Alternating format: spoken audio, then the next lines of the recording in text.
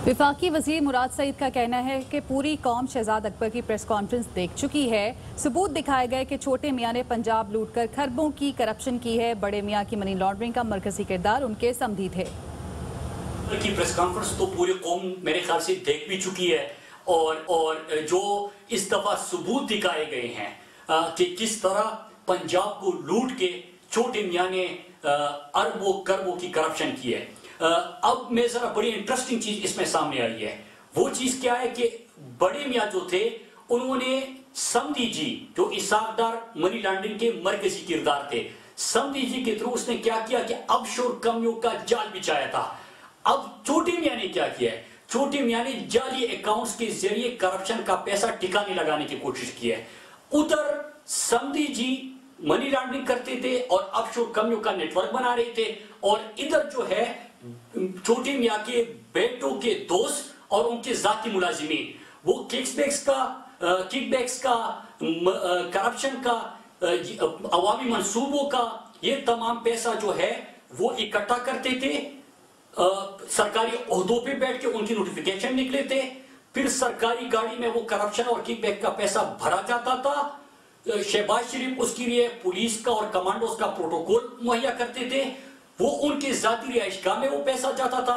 वहां पे जिस तरह जवारी रात को बैठ के पैसा गिनते हैं, तो ये रात को बैठ के वो पैसा गिनते थे, मनी लॉन्ड्रिंग करके पाकिस्तान से बाहर भेजते थे, और फिर टीटीस के जरिए इनके अकाउंट्स में वो पैसा आ रहा था। अब जो लोग टीटीस कर रहे थे, मंसूर पापड़ वाला, मुश्ताक चीनी वाला, इनका एक चपरासी, उसके नाम पे 1.5 अरब की ट्रांजैक्शन हुई है। इसका चपरासी जो है वो क्या करते कि अब ऐसे लोग इनको लंदन से टीटीस बेच रहे हैं जो कभी जिंदगी में पाकिस्तान से बाहर नहीं गए थे।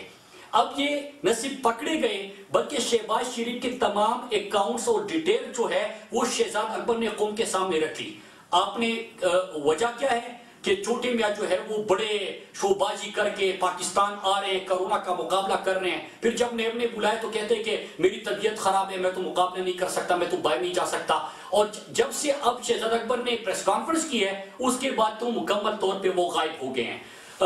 मैं उनको बताना चाहता हूं कि न सिर्फ इस दफा आप रंगे हाथों पकड़े जा चुके हैं, बल्कि तमाम किरदार आपके मुलाजिमीन और जिस तरह की करप्शन किकबैक्स का पैसा बल्कि अवामी मंसूबों को तो छोड़िए, आईडीपीएस का पैसा भी आपने हड़प किया। जब वो पाकिस्तान से बाय मनी लॉन्ड्रिंग होती थी, आपके अकाउंट्स में वो पैसा आ रहा है और आप कभी अपने बेगमात के लिए उसमें घर खरीद रहे हैं, पता नहीं कोई खर्चे उठा रहे हैं। लेकिन जब ये रंगे हाथों तमाम चीजें उसकी पकड़ी गई तो छोटे मियाँ ने कहा कि नहीं, मुझे तो अपने बेटों का और बेगमात का तो मैं जवाब दे नहीं, उनके कौल फेल का मुझे कुछ पता नहीं है। वही हुआ जिस तरह के बड़े मियाँ के केस में आपने पानामा केस देखा था कि उसमें बेटा आता है कि बाप जवाब देगा, बाप कहता है कि बेटी जवाब देगी, बेटी कहता है कि पता नहीं दादाजी जवाब देंगे, दादाजी कब्र में थे, शहबाज शरीफ ने। और उसने कहा कि मुझे उनका मैं जिम्मेदार नहीं हूं।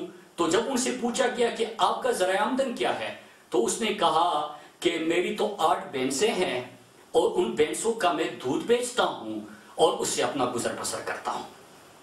अब दोनों के किरदार तो बड़े मियाँ की तरह छोटे मियाँ भी साबित हो चुका है कि वो ऑफशोर कंपनियां, ये जाली अकाउंट्स का जाल, वहां पे समधी, यहाँ पे बेटों के दोस्त और उसके साथ साथ मुलाजिमीन।